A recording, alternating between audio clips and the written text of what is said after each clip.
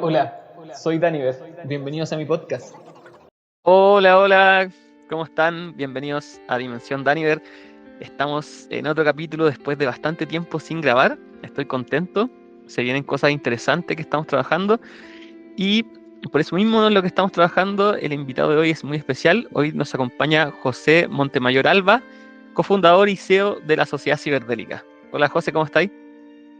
Hola, ¿qué tal, Dani? Bien, aquí con mucho gusto de estar platicando con ustedes y de coorganizar un evento juntos. Súper, yo también estoy contento. Ha sido genial lo que está pasando con la Sociedad Ciberdélica en Chile. Hemos tenido ya hartas entradas vendidas, estamos vendiendo preventa ya. Son poquitas entradas. Y bueno, la idea de este podcast y invitarte es poder dar a conocer un poco más de tu trabajo, de la Sociedad Ciberdélica, qué es lo que está pasando en otras partes del mundo con esto. Y conocer también como cofundador y CEO de Cyberdelic Nexus. Eso, ojalá a la gente le guste. Cuéntame, José, ¿cómo partiste con esto? Me encantan esas preguntas. ¿Cómo parte esto? Okay, Primero, ¿de dónde eres? Sí, primero, ¿de dónde eres? ¿Cuál es tu Okay. edad? ¿Y cómo partió Cyberdelic Nexus? Muy bien. Ok, bueno, pues yo nací en la Ciudad de México. Mi edad son 32 años. Y bueno, hasta ahora, durante el proceso de crecimiento, siempre estuve muy conectado al arte y me encantó como explorar la forma de conocer al mundo y interpretar al mundo a través del arte. Entonces, digamos que de ahí es mi raíz, pero no fue hasta por ahí del 2015 donde a través de una carrera de fotografía, principalmente guiada por mi ego en ese entonces, me llevó a una crisis de sentido donde no me pude encontrar en mi trabajo o encontrar sentido en lo que hacía. Entonces eso me llevó a una aventura a autoconocerme en las montañas, en Japón, y fue Japón porque siempre le tuve muchas ganas y en ese entonces estaba trabajando de asistente en unas producciones de fotografía y video. Y pues sí, me gasté mis ahorros en este viaje y fue algo que realmente transformó mucho mi perspectiva ante mi relación conmigo y con la naturaleza y con otros humanos, al ponerme en una situación extrema de estar, digamos, en una cultura que, digamos, no hay mucho lenguaje que yo pudiese comunicarme a través de lo poquito que sabía de japonés, pero también como tratar de conectar con ellos a través de la fotografía y del arte y de la humanidad. Entonces, eso fue muy bello. Pero bueno, lo que realmente hizo que este viaje haya sido tan transformativo para mí fue que al llegar al aeropuerto salgo, antes fumaba tabaco, me estaba enrollando un cigarro y vienen a entrevistarme un programa de televisión súper random. Y bueno, ya sé, los japoneses son un poco peculiares y bueno, me preguntaron cosas y para esto era un programa de televisión que entrevistan a turistas que llegan y les dicen, ¿qué vienes a hacer? Y bueno, les platiqué un poco mi aventura, mi intención y me preguntaron si me podían seguir y compartir este viaje pues en la televisión japonesa. Y sí, fue muy loco porque nunca, yo nunca había sido, digamos, expuesto a una audiencia así de grande, pero lo bello fue que el viaje y todo este como recorrido de autoconocerme y confrontarme inspiró a mucha comunidad japonesa a hacer lo mismo y también como a volver a ver su cultura desde otros ojos. Y para mí esto fue algo indicativo de que tenía que seguir el camino hacia, pues, crear un trabajo con más sentido, que toque más profundidades, y fue cuando salió el documental en la televisión que recibí mucho amor y mucha compasión y agradecimiento de la cultura japonesa, y a través de esa experiencia pues seguí. El segundo fue mi primera experiencia psicodélica con psilocibina, que fue como romper un huevo a la mitad y realmente poder ver mis limitaciones, mis hábitos limitantes y también como la trayectoria de las repercusiones de mis decisiones en ese momento y cómo empoderó en mí la forma en la que pude volverme a alinear a algo más profundo, que fue en ese entonces, a través de esa experiencia, una búsqueda de crear una experiencia cercana a la muerte, principalmente mía, para como crear una experiencia simbólica, artística de esa muerte, de esa identidad a una nueva. Y en ese punto en específico, entre el 2014 y 2015, estaba terminando una maestría en fotografía y tenía que hacer algo con mi proyecto final, y todo esto sucede, me inspira mucho como el crear esta experiencia, y además en ese entonces sale el Kickstarter de Oculus, el primer, digamos, visor de realidad virtual, digamos, abierto a las masas o a los consumidores, que podías, digamos, al menos hacer un prototipo sin tener que gastarte una millonada en equipo, ¿no? Entonces, ajá, dije, es ahí, porque también quiero trascender el medio o las limitaciones que el encuadre de la fotografía me daba, y pues me aventé al abismo de lo desconocido en la parte conceptual, pero también de técnica, para poder aprender un nuevo medio y lograr esta, pues, digamos, esta búsqueda de una muerte simbólica. Pero lo curioso fue que al terminarla y empezar a exponerla, fue algo muy interesante, porque empecé a ver el potencial transformativo que tenían estos dos juntos, las tecnologías inmersivas con, digamos, historias con sentido, existenciales, historias que te hacen cuestionar y que te incitan a la contemplación de tu propia existencia, ¿no? Entonces, gente me lloraba, gente súper inspirada, gente también como con mucha curiosidad de seguir teniendo una conversación al respecto.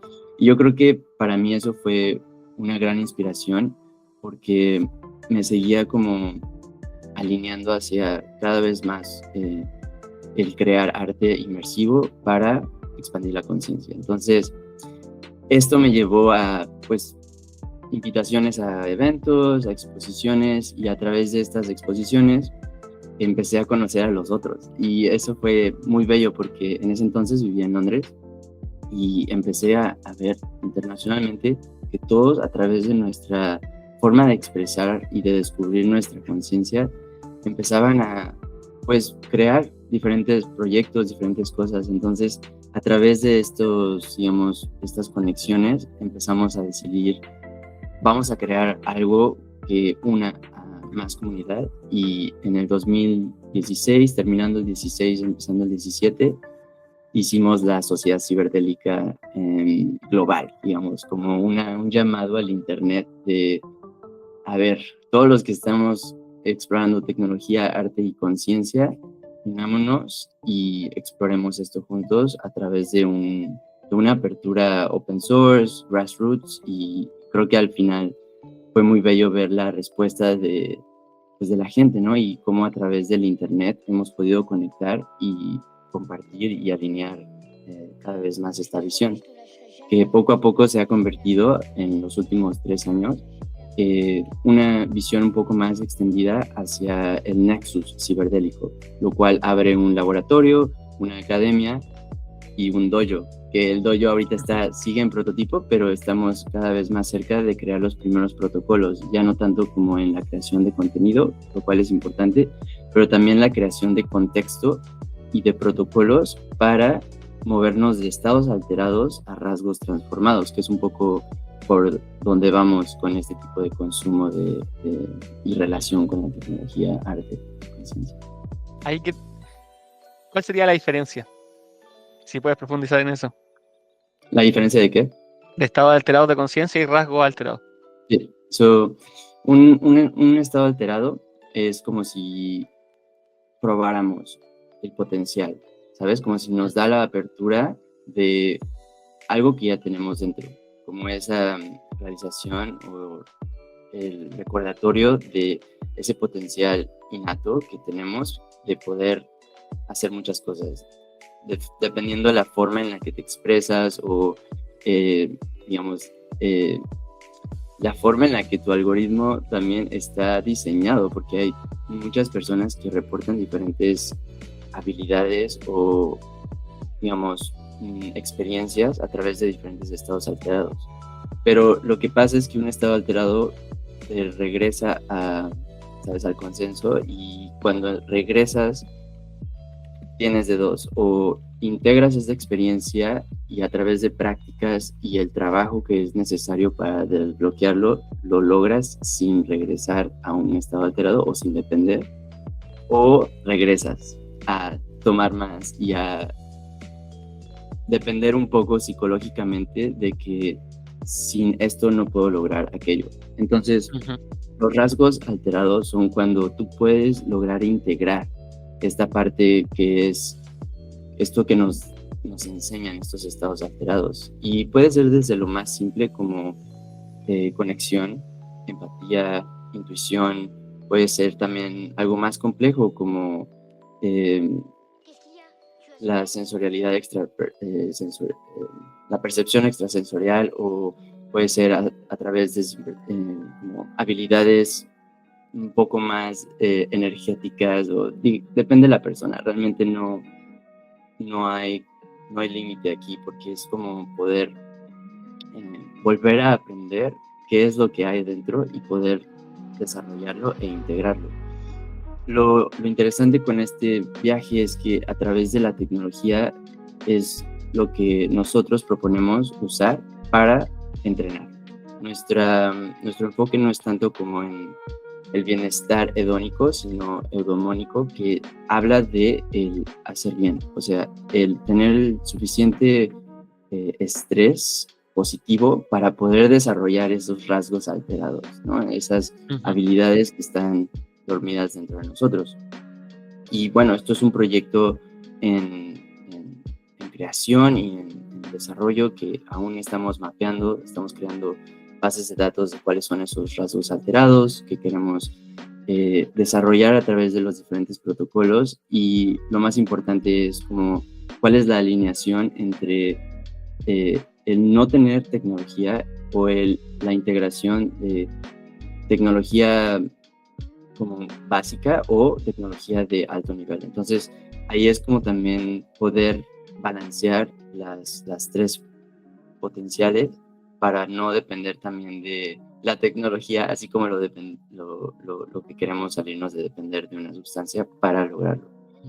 Y bueno, ahí vienen como más como técnicas de integración y consolidación de ese rasgo alterado que vas desbloqueando. Pero así como hablo, viene en desarrollo muchas cosas que queremos lanzar a través de, pues, la unión de muchas personas a través del mundo que están trabajando en diferentes componentes para poder lograr este tipo de relación con la humanidad.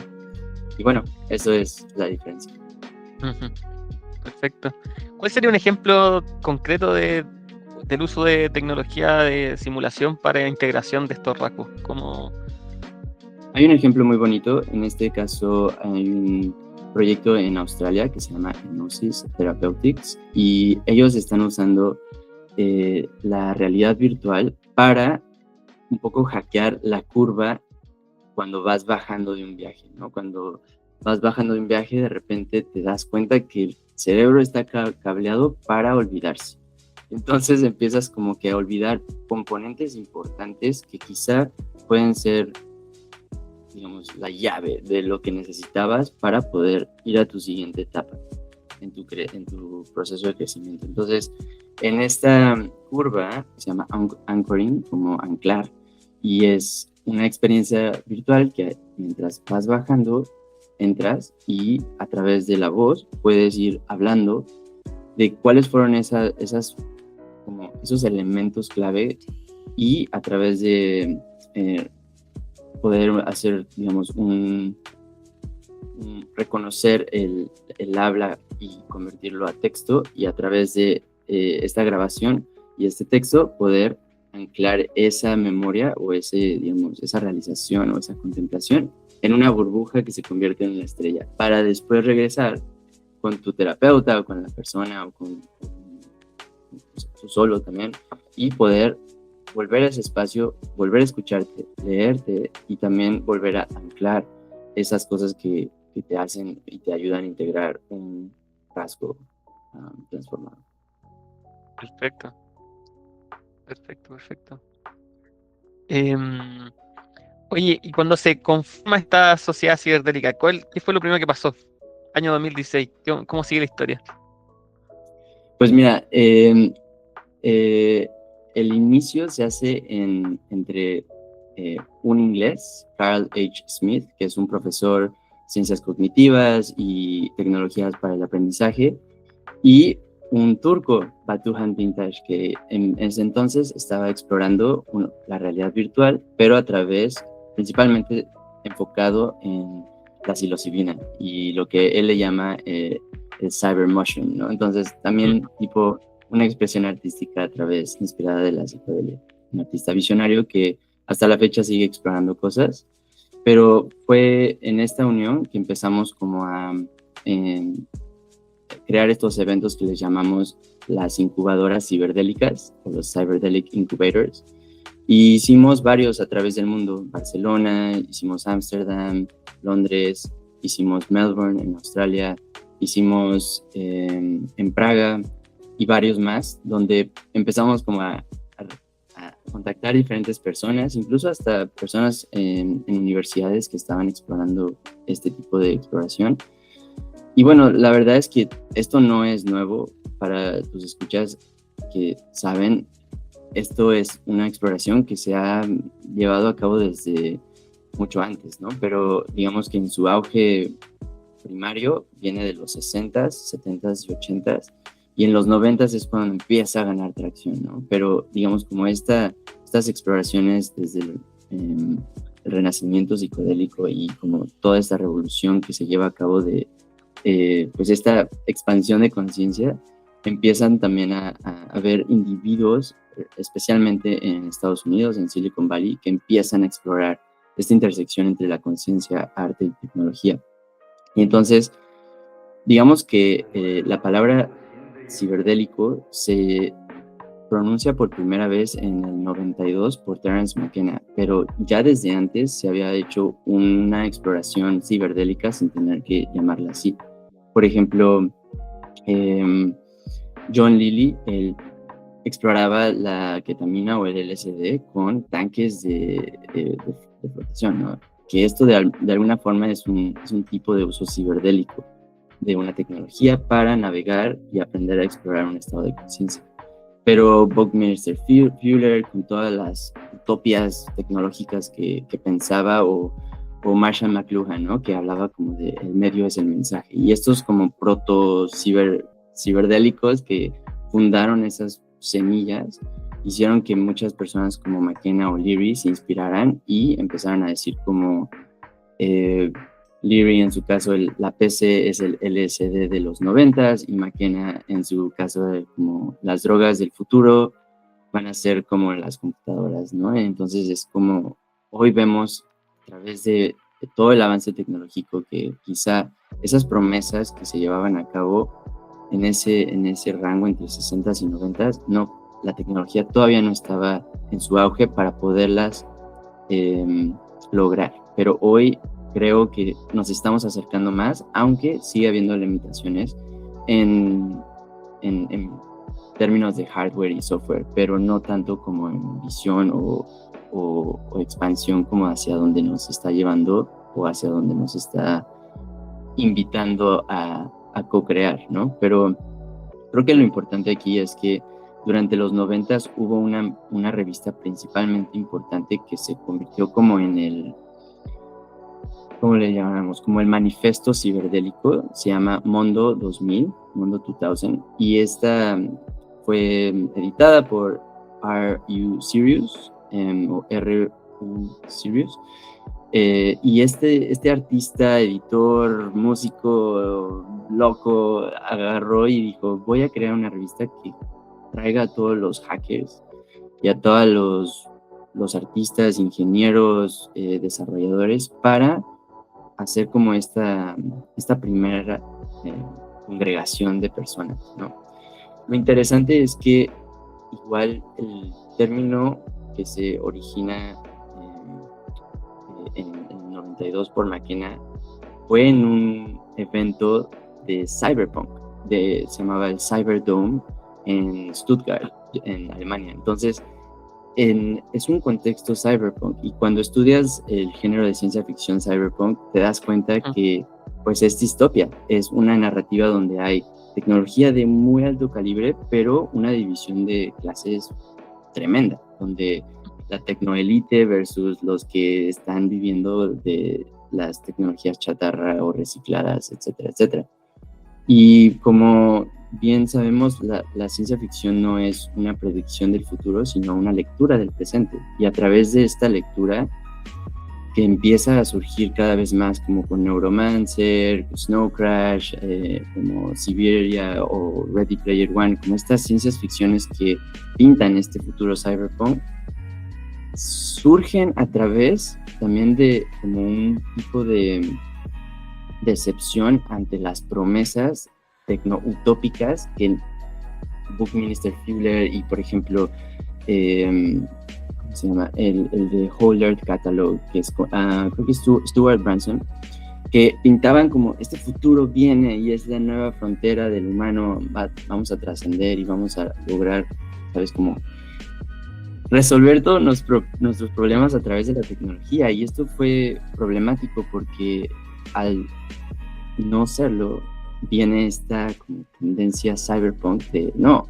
es más probable que no suceda y que sigamos en esta otra dimensión.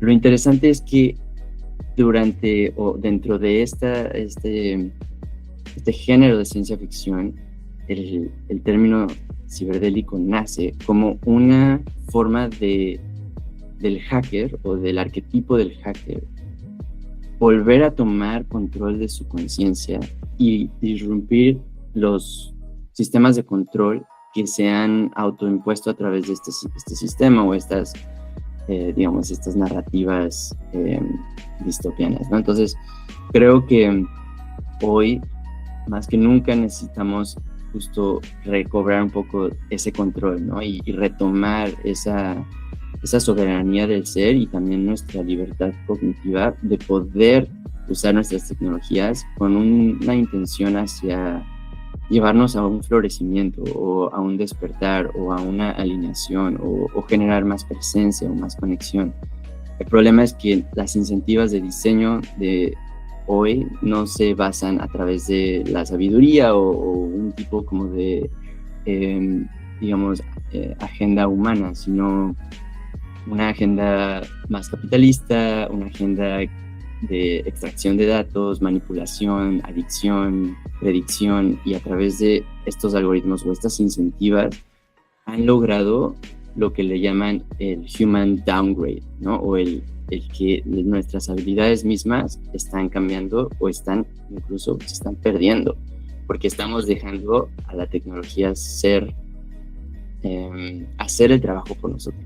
Claro, en vez no solo de hacer, sino también la tecnología solo se vuelve parte de un consumo, como consumo de redes sociales, consumo audiovisual, consumo videojuegos. Pero claro, lo que me estáis planteando es poder utilizar las tecnologías de manera consciente para un beneficio, como aprendizaje, desarrollo de la conciencia. Total. Y fue justo, es interesante porque en este momento, en los 90s, que empieza a haber mucha expansión de la conciencia a través de cómo vamos a usar el Internet, también se empieza a ver en el dot-com bubble esta burbuja de mucha inversión capitalista ante, digamos, una colonización del ciberespacio. Y John Perry Barlow, que, digamos, un filósofo, autor, pero también como con habilidades legales, decide hacer la declaración de independencia del ciberespacio, lo cual no muchas personas lo conocen, pero es una declaración importante porque habla de conservar este espacio y protegerlo de estas ambiciones capitalistas. Hoy perdimos. Esa declaración se la pasaron por donde quisieron y hoy lo tomaron todas las corporaciones y vivimos en un tipo de capitalismo es de vigilancia, ¿no? De donde están traqueando cada uno de nuestros pasos. Pero más allá de eso, para no tampoco perder un poco del optimismo y la oportunidad que hay, sigue habiendo como esta fuerza disruptiva de retomar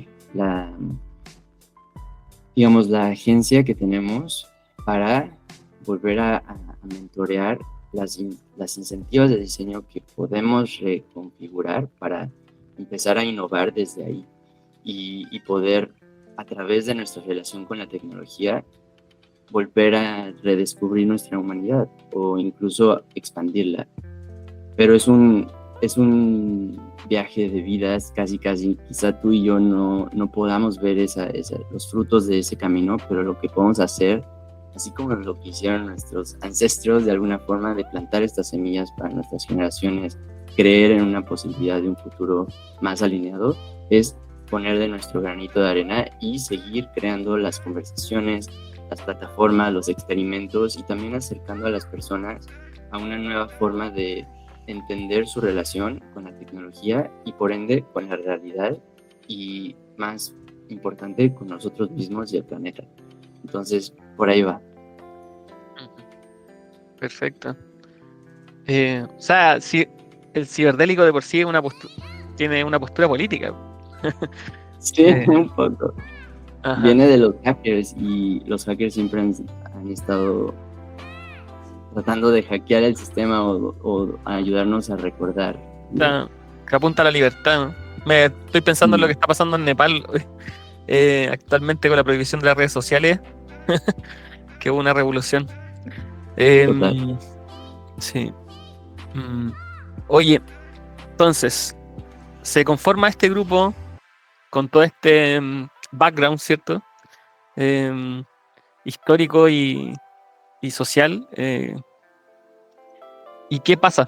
¿Qué es lo primero que hacen? Pues, como te contaba, en las incubadoras, y a través de las incubadoras empezamos a recolectar cada vez más experimentos y personas que están metidísimas en este campo. Pero lo interesante fue que no solamente artistas y desarrolladores, sino filósofos y científicos que justo están estudiando la psicodelia de una forma más sistemática, con protocolos más, digamos, rigurosos para generar datos que nos puedan ayudar a comprobar que de alguna forma este tipo de exploración de la conciencia puede tener un efecto similar, no igual, similar a un psicodélico o en comparación con los objetivos o resultados que una experiencia cercana a la muerte puede llegar a tener o que una experiencia catalítica te puede llevar a sanar, etcétera. Lo interesante es que a través de esta, unión de diferentes personas, nos empezamos a dar cuenta que hay muchos diferentes de posibilidades o categorías de exploración de la ciberdelia. Por ejemplo, puede ser desde el aumento sensorial, como tecnología que puedes usar para expandir sentidos o sentir cosas que anteriormente no podías sentir o ver, lo cual hace que vuelvas a redescubrir la realidad a través de ellas. Otra puede ser como mejora cognitiva o como un tipo de bienestar personal o espiritual. Puede ser también, como hablamos antes, de integración o mejora de una experiencia psicodélica, especialmente en la preparación para esas personas que no se sienten listas para navegar estos espacios y bueno, puede ser una forma de usarlo. Pero hay gente que también explora la combinación de las dos, que es un tipo de psiconauta ya muy avanzado que está dispuesto a hacer esta combinación, lo que Roy Ascott del estudio tecnoético habla de esta media mojada, o más bien media húmeda, moist media. Y esta media húmeda lo que habla es que es la combinación de lo mojado de las moléculas con lo seco del hardware, ¿no? Y entonces a través de esta combinación poder crear un nuevo una nueva experiencia para el ser. Y hay un blog post en Reddit que está muy interesante porque viene desde el 2015, que son estos psiconautas ya avanzados que van explorando todas las diferentes experiencias psicodélicas en realidad virtual con psicodelia. Y de las más votadas, y no estoy recomendando nada, por favor, te escuchas con precaución aquí, es la ketamina, porque aparentemente su efecto disasociativo hace que pierdas como esta sensación de que estoy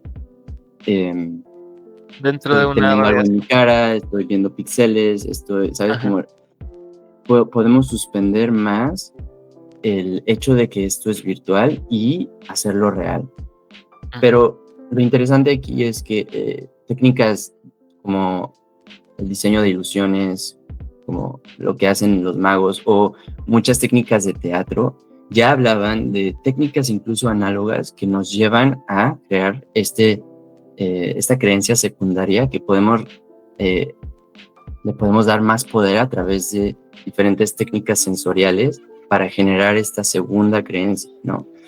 Por ejemplo, nosotros no necesitamos tanta tecnología para ya sentir un nivel de absorción en algo alto. Por ejemplo, ¿te ha pasado, Dani, que en una película has llorado o has sentido como escalofríos y estás viendo una pantalla?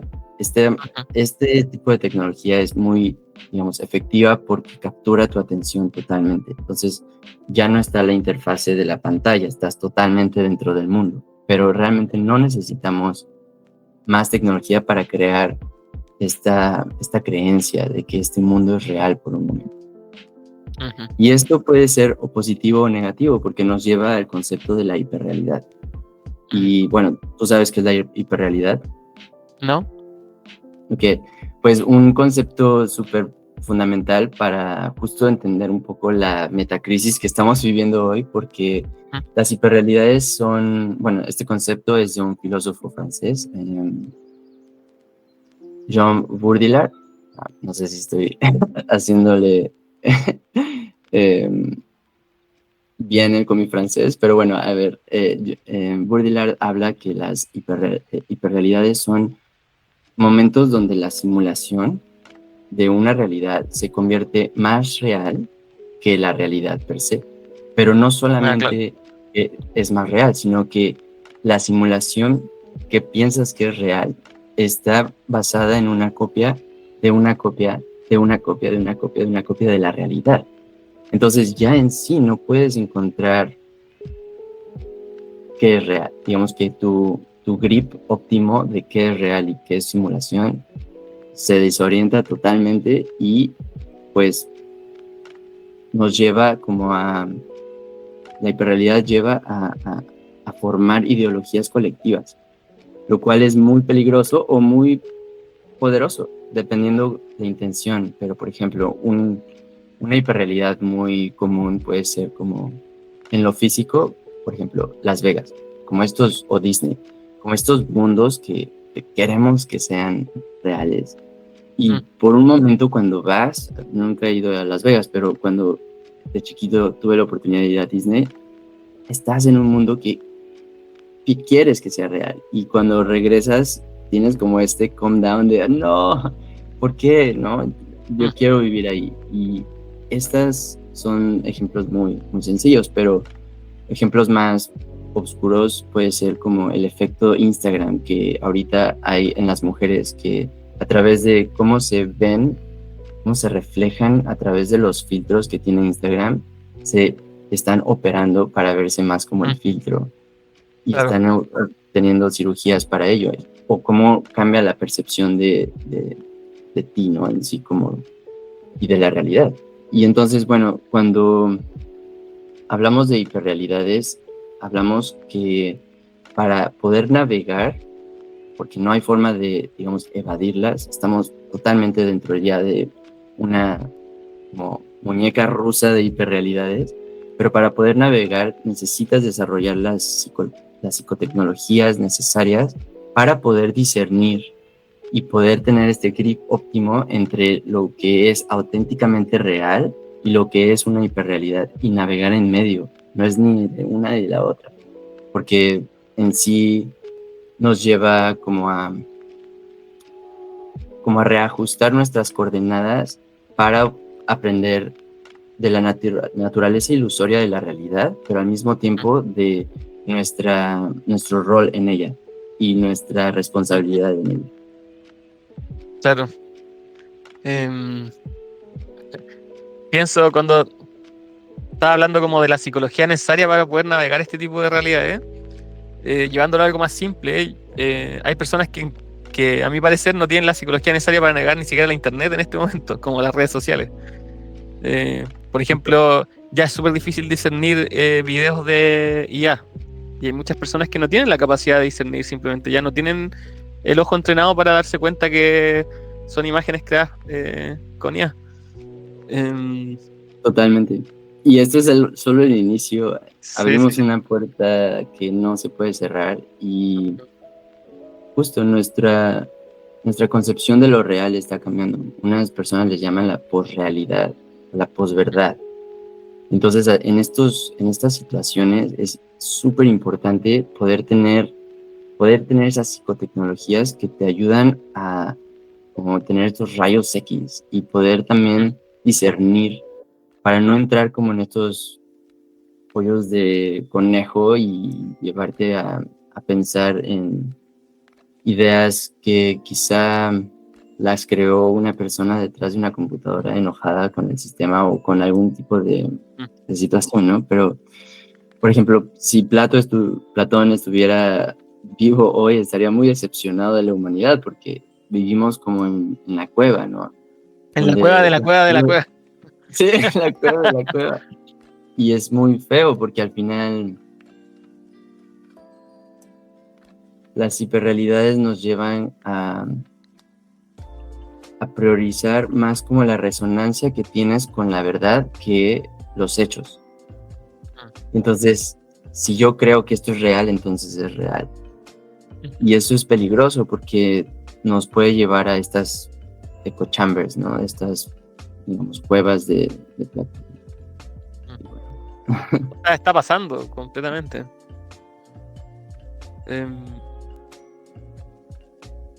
Y complejo como, en verdad, cómo entrenarse para discernir entre todas esas cosas. Sobre todo en redes sociales. Y por ahí va como la propuesta del dojo, porque Ajá.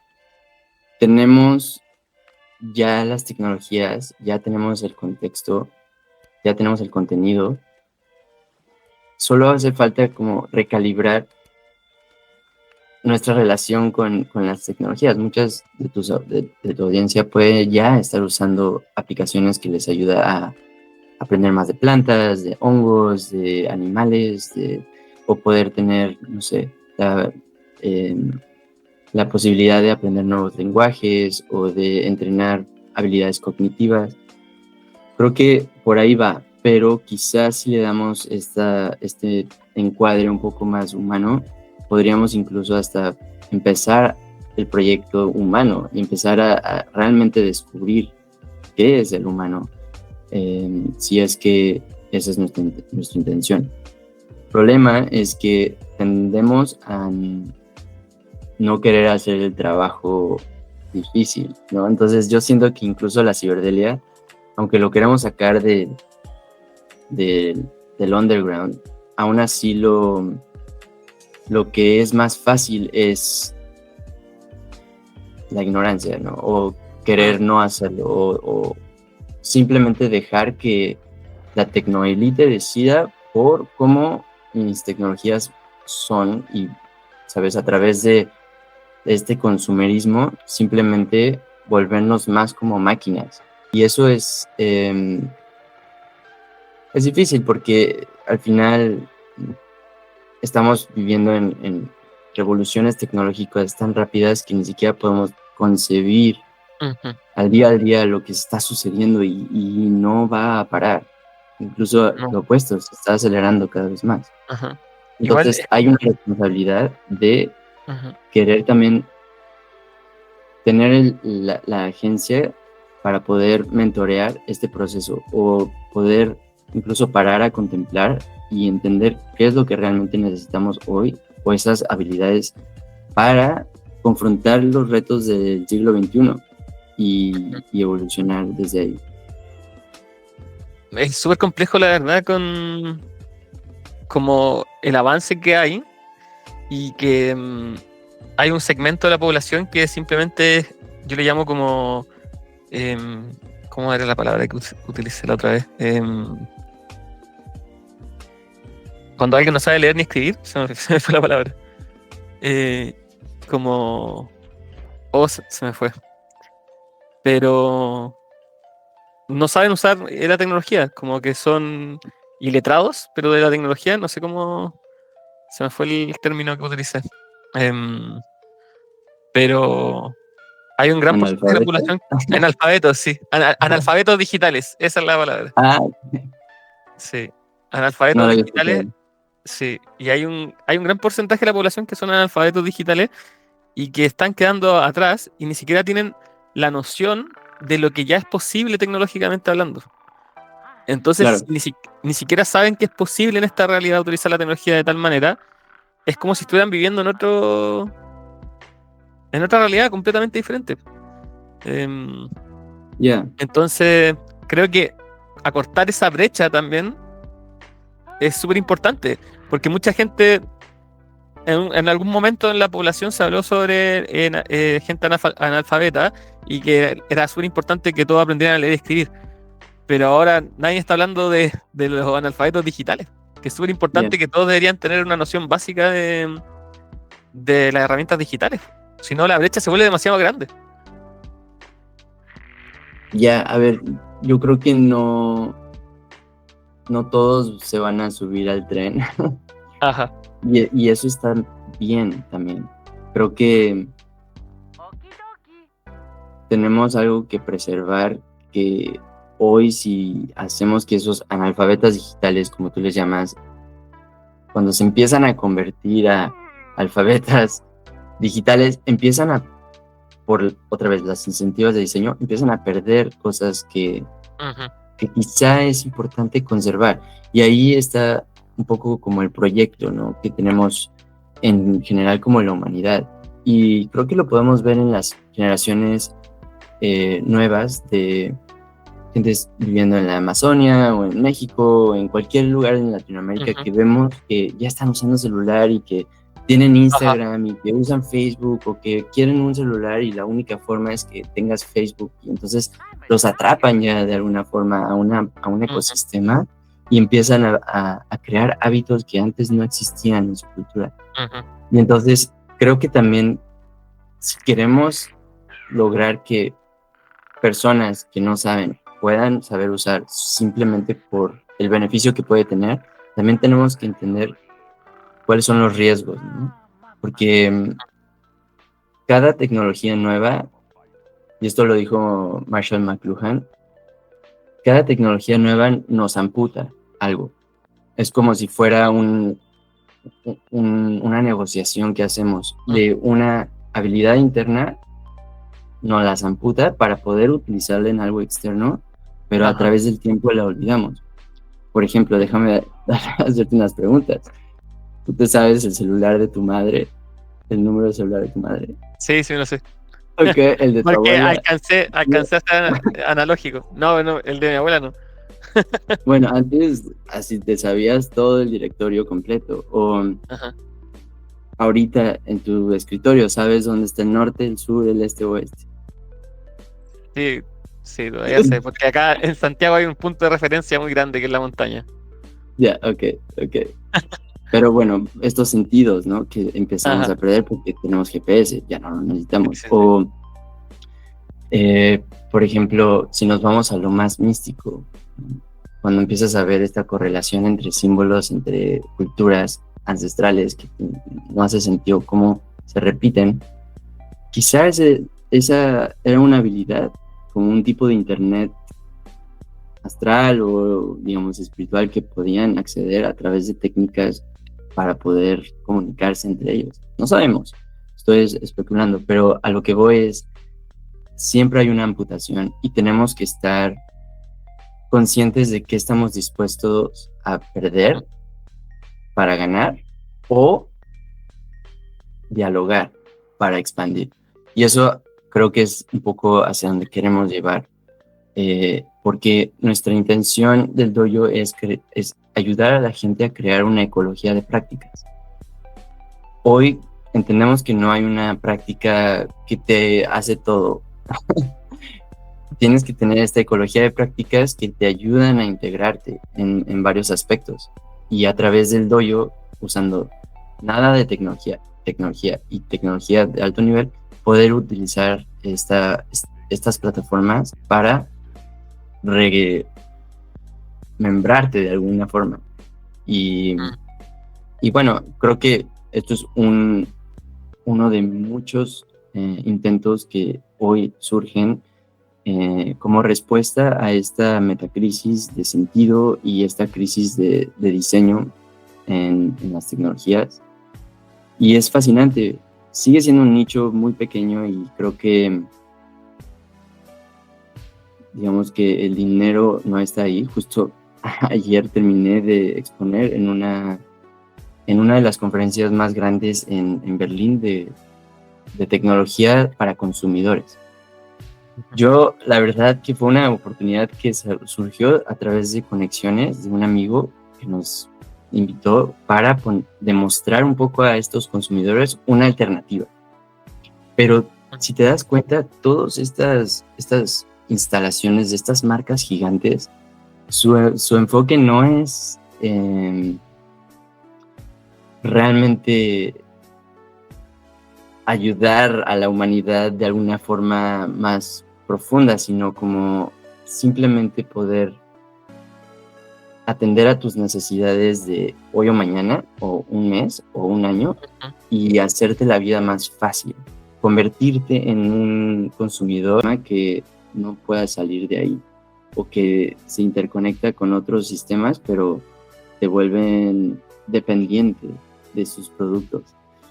Y es raro porque al final, pues sí, entiendo que todos necesitamos vivir de alguna forma y no lo juzgo, solo que creo que estamos jugando con fuego y hay algo muy importante que se puede perder en nuestra humanidad si seguimos innovando a través de querer más poder, más rápido, más habilidades, más funciones, todo esto de más, no nos da espacio para contemplar qué es lo que realmente necesitamos o qué es lo que estamos olvidando. Entonces, bueno, creo que sigue habiendo gran enfoque ante, digamos, estas corporaciones masivas, pero siempre va a haber esta corriente de disrupción que mientras existe aún la posibilidad, y esto es muy importante que tus escuchas entiendan, y es que aunque las estadísticas son más el potencial a una realidad o un futuro distopiano, aún sigue habiendo la posibilidad de caminar un camino angosto, muy estrecho, que quizá nos pueda llevar a un futuro donde estamos totalmente alineados con la naturaleza y la tecnología. Pero se necesita que cada uno de nosotros cambiemos nuestro metaparadigma de cómo estamos relacionándonos con ella y qué estamos viviendo. ¿Has escuchado el Solar Punk? El Solar Punk, justo. Sí. O el Lunar Punk, o estas como narrativas que nos dan una iluminación muchísimo más grande, o lo que le llaman las protopias, que son no tan voladas de futuros idealistas, sino acciones proactivas que podemos hacer hoy para un futuro cercano que pueda ser cada vez mejor y poder incrementar estas versiones del futuro y alinearlo cada vez más. Oye, y actualmente, ¿qué está pasando con Cyberdelic Nexus y los distintos eventos que se han hecho? He visto que se han hecho también en Berlín, activaciones de sociedad ciberdélica en Ámsterdam, en México. Sí, estamos como expandiendo toda esta red de Mycilio. Creo que es muy bonito ver eh, que este sueño sigue vivo a través de nosotros y no es de nadie también. Y es un sueño colectivo que en Berlín principalmente, próximamente en Sydney, en Australia, ahora en la Ciudad de México y en Chile, están activándose nodos o capítulos que sigan la conversación, que sigan la plataforma para la exploración del arte, tecnología y conciencia. Perfecto. Oye, ¿algún llamado que quieras hacer a todos los que estamos en Chile, que ya están comprando la entrada, los que aún no las compran, que están escuchando este capítulo? Sí, creo que más allá de ir a consumir al evento, Ujú. como sí, embárrate de todo el mundo ciberdélico, pero abre un espacio de potencial en ti para entender cuál es tu rol en un cambio de paradigma en nuestra relación con la tecnología. Sé que cada uno de tus participantes o la audiencia que ya están generando están alineándose cada vez más como a algo diferente. Y quizá esto sea algo noble, algo nuevo, que puede ser interesante o divertido, pero más allá de eso estamos buscando un cambio de conciencia, un cambio de también activación en ti para también meter de tus ideas o meter de tu embarrada, ¿no? A esta visión, a este sueño y poderlo co-crear juntos. Súper, súper, súper. Oye, para ir terminando este capítulo, ¿alguna recomendación que quieras dar? También compartir algún libro, alguna película, algo que hayas visto hace poco. Sí, a ver, yo siempre voy a recomendar para entender este mundo de la ciberdelia 2 libros. Uno se llama Technosis, como Tech, y luego Gnosis, de Eric Davis, que habla como la intersección entre la informática, la mística y la mitología, y cómo a través de el tiempo, desde el inicio, hablamos de, él empieza en Hermes Trismegistus en Egipto, ¿no? Y cómo a través de nuestra relación con el fuego y con la pintura, con el lenguaje, hasta hoy, todas estas tecnologías, siempre ha habido la búsqueda de definir qué es el humano a través de nuestras tecnologías. Entonces, un librazo se hizo en los 90 y bueno, ese lo recomiendo mucho. Y otro que se volvió como, fue interesante porque es un libro que su autor mismo cambió de perspectiva a través de justo lo que hablamos de estas corporaciones tomando el ciberespacio. Fue justo un poco antes, se llama Siberia, de Douglas Rushkoff. Y en Siberia habla también como de ese momento en el que la ciberdelia estaba en su auge. Esos en los 90s, que estaban como ideando, soñando, o creando. Él cambia mucho su perspectiva porque justo le dan experiencias de contratarlo a conferencias, pero en realidad no eran conferencias, eran como una charla con gente con mucho dinero y mucho poder para hacer cambios fuertes.